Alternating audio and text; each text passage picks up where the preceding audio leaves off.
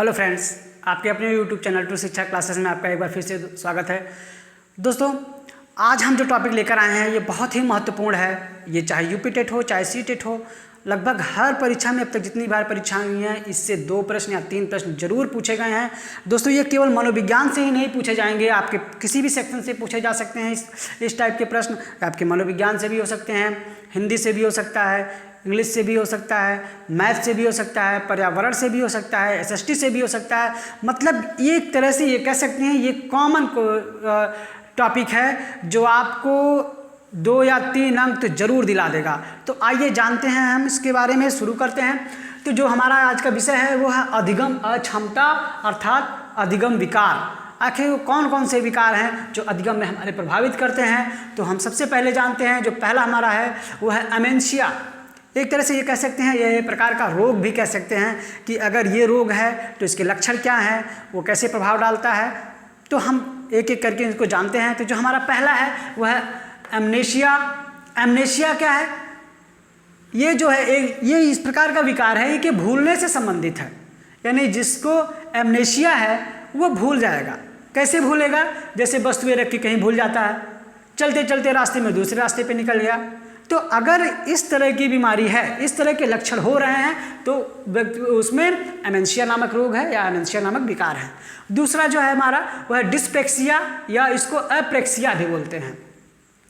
इसका लक्षण क्या है? यह गामक कौशल संबंधित विकार है या क्रिया संबंधित विकार है। इसमें क्या होता है, जैसे खेलने में समस्या आती है, या तो बच्चा अत्यधिक एक्टिव होगा या तो डल हो जाएगा। यानी क्या है, या तो वो दौड़ने कूदने चढ़ने में कूदने फानने में बहुत आगे है, या तो वो बहुत सुस्त है, या लिख रहा है तो बहुत धीरे धीरे, कोई कार्य कर रहा है तो बहुत धीरे धीरे। तो इस प्रकार की जो समस्या होती है वो डिस्पेक्सिया या अप्रेक्सिया के अंतर्गत आती है। अक्सर प्रश्न पूछा जाता है कि अमुक बालक है वो इस प्रकार के लक्षण कर रहा है तो किस बीमारी से ग्रसित है या उसमें कौन सा विकार है। तो हम अगर इस लक्षणों को जानेंगे तो हम अच्छे से कर सकते हैं। अब हम चलते हैं अगले विकार के बारे में जानते हैं। चलिए दोस्तों, हम अगले विकार को जानते हैं। ये विकार किस प्रकार की क्षमता है, हम शुरू करते हैं इसको। जो हमारा अगला नंबर है वो डिस्ग्राफिया। डिस्ग्राफिया ये कैसा विकार है? ये विकार लेखन से संबंधित है। यानी लिखने में जिस प्रकार का कठिनाई हो रही है तो हम कह सकते हैं कि ये डिस्ग्राफिया से ग्रसित है बच्चा। तो लिखने में कैसे कैसे आएंगे? जैसे अपने विचारों को लिखने में कठिनाई का अनुभव कर रहा है, शब्दों या वर्णों को समान रूप से लिखने में कठिनाई हो रही है उसको। कुल मिला के हम ये कह सकते हैं अगर वो किसी भी प्रकार से लिखने में अक्षमता है या लिखने में अक्षम महसूस कर रहा है तो वह डिस्ग्राफिया से ग्रसित है। ठीक, यानी डिस्ग्राफिया लेखन संबंधित है। अक्सर परीक्षा में पूछा जाता है, प्रश्न पूछा जाता है कि लेखन संबंधित विकार किस बीमारी से संबंधित है। तो यह कह सकते हैं बीमारी कहें या विकार कहें तो ये डिस्ग्राफिया इसको कहा जाता है। अगला जो हमारा नंबर है वो डिस्मोराफिया। डिस्मोराफिया ये कौन सा विकार है? भ्रम से संबंधित। अक्सर आप देखे होंगे बहुत से लोगों को अपने बॉडी को लेके ही भ्रम रहता है, वो चिंता में पड़े रहते हैं, है ना। अपने शरीर में वो सोचते हैं कि मेरे शरीर में कोई ना कोई विकार है, कोई ना कोई कमी है, वो उनके ऐसा भ्रम होता है। तो ये भ्रम से संबंधित, यानी किसी भी प्रकार का अगर भ्रम है तो वो डिस्मोराफिया से संबंधित है। या जैसे अपने शरीर को लेकर लंबाई कम है, लंबाई ज़्यादा है, छोटा है, मोटा है, पतला है, हर प्रकार का भ्रम आप ये मानेंगे कि डिस्मोराफिया से संबंधित है। अगला जो हमारा विकार है वह है डिसलेक्सिया या अलेक्सिया। इसका क्या है? इसका पहचान क्या है? किस प्रकार का विकार उत्पन्न करता है? पठन विकार। यानी हर प्रकार से पढ़ने में जो अक्षमता है वो डिसलेक्सिया से संबंधित है। तो कह सकते हैं कि पठन विकार में जैसे अगर वो किताब पढ़ रहा है तो उसको शब्दों को पहचानने में, पढ़ने में या अक्षरों को पढ़ने में कठिनाई महसूस होगी, शब्दों को पहचानने में कठिनाई महसूस होगी, शब्दों और विचारों को पढ़ के समझने में कठिनाई महसूस होगी। यानी कह सकते हैं हम हर प्रकार से पठन विकार, यानी किसी भी तरह से अगर वो अक्षम है कोई चीज़ पढ़ने में तो वो डिसलेक्सिया से ग्रसित है। देखिए दोस्तों, ये इतना महत्वपूर्ण टॉपिक है, या आपको सारे विकार एक जगह किसी भी बुक में नहीं मिलेंगे, आप कहीं नहीं पाएंगे सारे विकार को एक साथ जानने में। तो आप इसका स्क्रीनशॉट लेते चलें ताकि आप कभी भी इसको रिवाइज करना चाहें तो तुरंत कर सकते हैं। हम अब आते हैं अगले विकार के बारे में चर्चा करते हैं। इसका आप स्क्रीनशॉट ले लीजिए। चलिए अगले विकार के बारे में चर्चा करते हैं, जो है सोलिलोक। ये विकार क्या करता है? ये अपने आप से बात करना। इस विकार का प्रमुख लक्षण क्या है? अपने आप से बात करना। आप अपने आसपास लोगों को देखते भी होंगे, क्या करते हो? चलते हुए बड़बड़ाते हैं, हैं?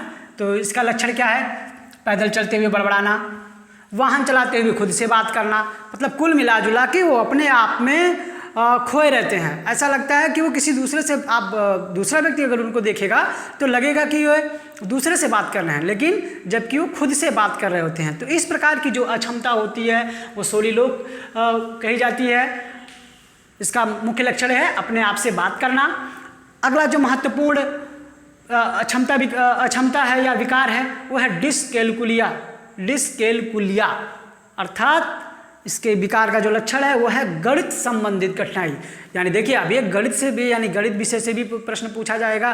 तो जो उसमें पेडागोजी का सेशन आता है उसमें पूछा जाएगा कि ये बच्चा है, अमुक बच्चा है जो समस्याओं को सॉल्व नहीं कर पा रहा है, या जोड़ने की जगह पे घटा दे रहा है, जोड़ने की जगह पे गुणा कर दे रहा है, तो किस विकार से ग्रसित है? तो उसको हम कहेंगे डिसकैलकुलिया। यानी गणित संबंधित समस्याओं को हल कर पाने में जो अक्षम है वो डिसकैलकुलिया से प्रभावित हैं। तो ऐसे में क्या होता है? ऐसे बच्चे कैसे होते हैं? जो गणित से संबंधित विकार नहीं गणित से संबंधित विकार होते हैं, गणित से संबंधित समस्याओं को हल नहीं कर पाते हैं, जोड़ घटाना को समझने में कठिनाई होती है, उनको समय बताने में कठिनाई होगी, साथ ही साथ जोड़ के स्थान पे घटा देंगे या गुणा कर देंगे। तो ये डिसकैलकुलिया के अंतर्गत आता है। दोस्तों आप इसका स्क्रीनशॉट ले लें। उसके बाद हम आगे चलते हैं, अगले विकार के बारे में जानते हैं। देखिए ये बहुत ही महत्वपूर्ण है। इससे डायरेक्टली क्वेश्चन भी पूछा जाता है कि अगर बच्चा डिसकैलकुलिया से संबंधित है तो उसमें कौन से लक्षण होंगे, ठीक है? या फिर आपको इस तरह से दे दिया जाता है कि बच्चा अगर समय नहीं बता पा रहा है, एक बच्चे से पूछा, घड़ी दिखा के एक बच्चे से पूछा गया कि बताओ कितना समय हो रहा है, वो नहीं बता पा रहा, फिर पूछा जाएगा आपसे किस प्रकार से विकार से संबंधित है। तो किसी भी तरह से प्रश्नों को घुमा के भी पूछा जाएगा, लेकिन हमें सिर्फ क्या याद रखना है? हमें याद रखना है कि अगर डिसकैलकुलिया है तो इसका मतलब वो गणित से संबंधित, गणना से संबंधित जो भी विकार होंगे वो डिसकैलकुलिया के अंतर्गत आएंगे। स्वयं से संबंधित, यानी जो व्यक्ति स्वयं से बात कर रहा है वो सोलिलोक से संबंधित होगा। आगे हम जानते हैं अगले विकार के बारे में, तब तक आप इसका स्क्रीनशॉट ले लीजिए। चलिए दोस्तों अगले महत्वपूर्ण अधिगम अक्षमता के बारे में जानते हैं, जो है डिस्फेजिया या अफेजिया। इसको डिस्फेजिया भी बोलते हैं और अफेजिया भी बोलते हैं। तो ये किससे संबंधित है? ये भाषा संबंधित विकार है ना, या इसको मौखिक विकार भी कह सकते हैं। तो अब लक्षण क्या है इसके? बच्चा बोलने में कठिनाई महसूस करेगा, बातचीत करने में कठिनाई महसूस करेगा, भाषण देने में कठिनाई करेगा, यानी किसी भी प्रकार से वो अभिव्यक्ति नहीं कर पाएगा। या कह सकते हैं अगर उससे कविता या कहानी कहने को कहा जाए तो उसमें भी कठिनाई होगा। यानी हर प्रकार से बोलने से संबंधित, कह सकते हैं मौखिक विकारों से संबंधित जो भी कठिनाई होगी वो डिस्फेजिया या अफेजिया के अंतर्गत आएगी। अगला जो हमारा अधिगम अक्षमता है वह डेलिरियम। इस विकार के अंतर्गत क्या आता है? दिमाग बिल्कुल असहज होता है, स्थिर नहीं होता है, हमेशा उसमें तरह तरह की भावनाएं आती रहती हैं, चलता रहता है। तो उसमें कौन कौन सी आएंगी? जैसे व्यक्ति निर्णय नहीं ले पाएगा, त्वरित निर्णय नहीं ले पाएगा, है ना, वो हमेशा क्या कहते हैं कन्फ्यूजन में पड़ा रहता है, और असफलता का ख्याल आते रहना, हमेशा उसके दिमाग में ख्याल आते रहेंगे, अगर मैं ये काम कर रहा हूँ असफल हो गया तो क्या होगा। मतलब इस तरह की भावनाएं उसके दिमाग में हमेशा चलती रहती हैं। तो इस प्रकार के लोग डेलिरियम विकार से होते हैं, क्या कहते हैं संबंधित होते हैं। तो दोस्तों तो ये हमारे जितने भी मुख्य अधिगम अक्षमता थे सबको हमने एक साथ एक पेज पे पढ़ लिया। आपको अन्य कहीं और जाने की आवश्यकता नहीं है। अगर आपने इन 9 अधिगम अक्षमता को अच्छे से पढ़ लिया, अच्छे से याद कर लिया, इनके पहचान को समझ लिया है, तो निश्चित है आप इससे संबंधित जो भी प्रश्न आएंगे आप उसको 100% करके आएंगे और अच्छा स्कोर प्राप्त करेंगे। आप इसका स्क्रीनशॉट ले लें। आप इसको एक साथ सभी विकारों को आपने जान लिया दोस्तों। तो इस प्रकार इस अधिगम अक्षमता के चैप्टर को हम लोगों ने समाप्त कर दिया। अब अगर आपको अच्छा करना है, आप चाहते हैं कि इस टॉपिक से हम ज़्यादा नंबर पाएँ, तो देखिए ये टॉपिक क्या है, ये छोटा है लेकिन मोटा है, मतलब ये कह सकते हैं ना कि संक्षेप में तो है, मुश्किल से आपको 5-10 मिनट का वीडियो है, इस वीडियो में आपने 9 प्रकार के अधिगम अक्षमता को जान लिया। लेकिन निश्चित ही आपको परीक्षा में 3 से 4 अंक जरूर दिलवाएगा अगर आपने इसको अच्छे से पढ़ लिया है। लेकिन हाँ, ये ध्यान रखिएगा, अगर आपने वीडियो पूरा नहीं देखा तो आप 1 ही 2 अक्षमता में रह जाएंगे और हो सकता है जो आपसे छूट गया वही एग्ज़ाम में आ जाए। तो दोस्तों, आप इस वीडियो को ज़रूर पूरा देखिएगा, आप लाइक कर दीजिए, सब्सक्राइब कर दीजिए हमारे चैनल को, आप अपने सुझाव हमें देते रहिए। और हाँ, एक बात और, बार बार मैं इस बात पर आपको फोकस कर रहा हूँ कि अगर आपने इसको मिस कर दिया तो आपके 4 नंबर जा भी सकते हैं। ठीक है दोस्तों, तो आप इसको अच्छे से समझ लीजिए, पूरा वीडियो को देख के समझिए।